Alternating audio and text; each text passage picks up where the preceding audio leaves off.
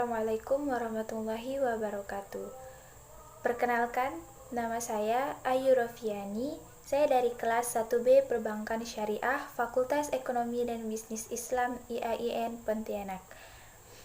Pada kesempatan ini, saya akan mempresentasikan atau menjelaskan tentang materi pada bab 6, yaitu hak dan kewajiban warga negara, mata kuliah Pancasila, dengan dosen pengampu Bapak Sulaiman SOS MSI. Terdapat 3 sub pokok bahasan yang akan dibahas pada bab ini, di antaranya pengertian warga negara, pengertian hak dan kewajiban warga negara, dan yang terakhir ada hak dan kewajiban warga negara dalam Undang-Undang Dasar 1945. Baik, sebelum masuk pada materi inti, saya akan sedikit menjelaskan tentang pendahuluan pada bab ini, yaitu fungsi negara adalah melaksanakan keamanan dan ketertiban dalam masyarakat. Seperti halnya pernyataan yang disampaikan oleh Thomas Hobbes, jika tidak ada negara, homo homini lupus, atau artinya manusia memangsa manusia. Untuk menghindari hal tersebut, maka dalam kehidupan bernegara, negara dan warga negara sama-sama memiliki hak dan kewajiban. Kesadaran akan hak dan kewajiban sangatlah penting agar tercipta kehidupan yang dinamis. Selanjutnya, pada poin A, pengertian warga negara. Penetapan warga negara dalam suatu negara ditentukan berdasarkan peraturan perundang-undangan. Pada pasal 26 ayat 1 Undang-Undang Dasar 1945 yang menjelaskan tentang warga negara adalah orang-orang bangsa Indonesia dan orang-orang bangsa lain yang disahkan oleh undang-undang sebagai warga negara. Orang-orang bangsa lain maksudnya peranakan Belanda, Tionghoa, Arab, dan bangsa lainnya yang bertempat tinggal di Indonesia, mengakui Indonesia sebagai tanah airnya, bersikap setia kepada Negara Kesatuan Republik Indonesia atau NKRI. Selanjutnya, poin B, pengertian hak dan kewajiban. Pengertian hak dapat dipahami sebagai hak asasi manusia atau HAM. Seperti halnya yang tercantum di dalam Undang-Undang Nomor 39 Tahun 1999 tentang Hak Asasi Manusia yang menjelaskan bahwa hak asasi manusia adalah seperangkat hak yang melekat pada hakikat dan keberadaan manusia sebagai makhluk Tuhan yang Maha Esa dan merupakan anugerahnya, yang wajib dihormati, dijunjung tinggi, dan dilindungi oleh negara, hukum dan pemerintahan, dan setiap orang demi kehormatan serta perlindungan harkat dan martabat manusia. Kewajiban asasi adalah kewajiban dasar yang harus dijalankan oleh seseorang dalam kaitannya dengan kepentingan dirinya sendiri, alam semesta, masyarakat, bangsa, negara, maupun kedudukannya sebagai makhluk Tuhan. Di Indonesia, antara hak dan kewajiban harus dipenuhi warga negara secara seimbang. Di samping hak pribadi seseorang, terdapat hak-hak orang lain, sehingga masing-masing individu harus menghargai hak-hak individu yang lain, yang kemudian melahirkan kewajiban-kewajiban warga negara. Selanjutnya yaitu perkembangan hak asasi manusia di Indonesia. Perkembangan hak asasi manusia di Indonesia dimulai sejak tahun 1945 sampai 1959. Hak asasi manusia pada tahun ini sudah mendapatkan legitimasi yuridis dalam Undang-Undang Dasar 1945, meskipun belum optimal seperti keleluasaan pendirian partai-partai politik. Selanjutnya, perkembangan hak asasi manusia dilanjutkan pada tahun 1959 sampai 1966. Pada tahun ini terjadi pemasungan hak asasi sipil dan politik seperti hak untuk berserikat, berkumpul, dan mengemukakan pendapat dengan tulisan.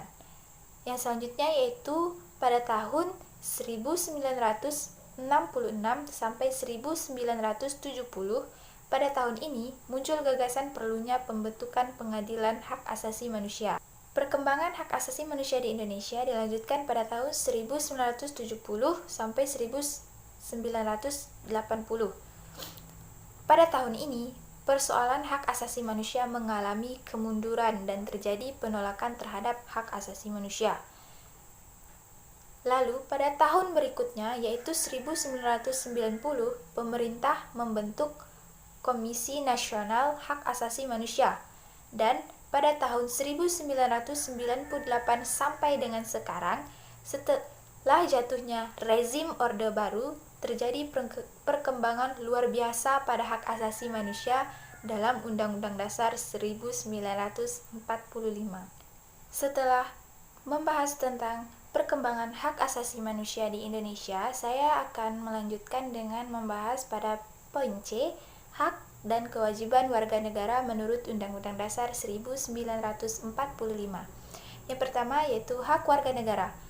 Pengaturan hak warga negara diatur di dalam Undang-Undang Dasar 1945 pasal 28A sampai dengan 28J. Di antaranya yaitu yang pertama, hak asasi pribadi, seperti kebebasan berpendapat, kebebasan beragama, kebebasan bergerak, dan lain-lainnya. Yang kedua yaitu ada hak asasi ekonomi seperti hak memilih, hak manfaat, hak membeli, hak menjual, dan lain sebagainya. Yang ketiga ada hak asasi sosial dan kebudayaan seperti mendapatkan pendidikan, mengembangkan kebudayaan, dan lain-lain. Yang keempat, hak asasi prosedural seperti mendapatkan keadilan, peradilan, pelindungan, dan lain-lain. Yang kelima, ada hak asasi politik seperti memilih, dipilih, berorganisasi, dan lain-lain. Yang keenam, ada yang terakhir yaitu hak asasi dalam perlakuan yang sama seperti halnya hukum, pemerintahan, dan lain sebagainya. Yang kedua yaitu kewajiban warga negara.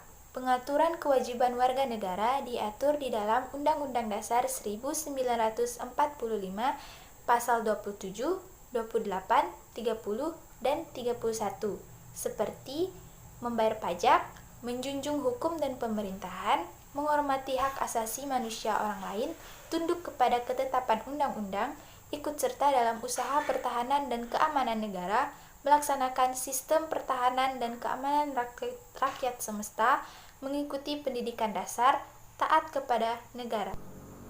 Selanjutnya, saya akan menjelaskan mengenai hubungan negara dan warga negara. Apakah negara yang melayani warga negara atau sebaliknya? Ini dapat dijelaskan berdasarkan pandangan para pemikir. Yang pertama, kaum pluralis, Hobbes and John Locke, yang menyatakan bahwa masyarakat yang mendahului dan menciptakan negara, sehingga negara harus tunduk kepada masyarakat. Yang kedua ada kaum Marxis yang dikemukakan oleh Antonio Gramsci yang menyatakan bahwa dominasi kekuasaan ada pada negara. Negara merupakan institusi yang digunakan kaum borjuis untuk menjalankan kekuasaan yang baik. Yang ketiga ada kaum sintesis yang dikemukakan oleh Anthony Giddens yang menyatakan bahwa menyatukan dua pandangan di atas, kata kunci struktur atau negara untuk teori Marxis dan agensi atau warga negara untuk teori pluralis. Negara dan warga negara saling mempengaruhi. Baiklah, sekian penjelasan dari saya mengenai materi pada bab 6 ini, yaitu hak dan kewajiban warga negara. Jika ada kekurangan atau ketidakjelasan dari saya dalam menjelaskan, saya mohon maaf. Semoga apa yang saya sampaikan tadi dapat bermanfaat bagi kita semua. Akhir kata saya ucapkan terima kasih dan wassalamualaikum warahmatullahi wabarakatuh.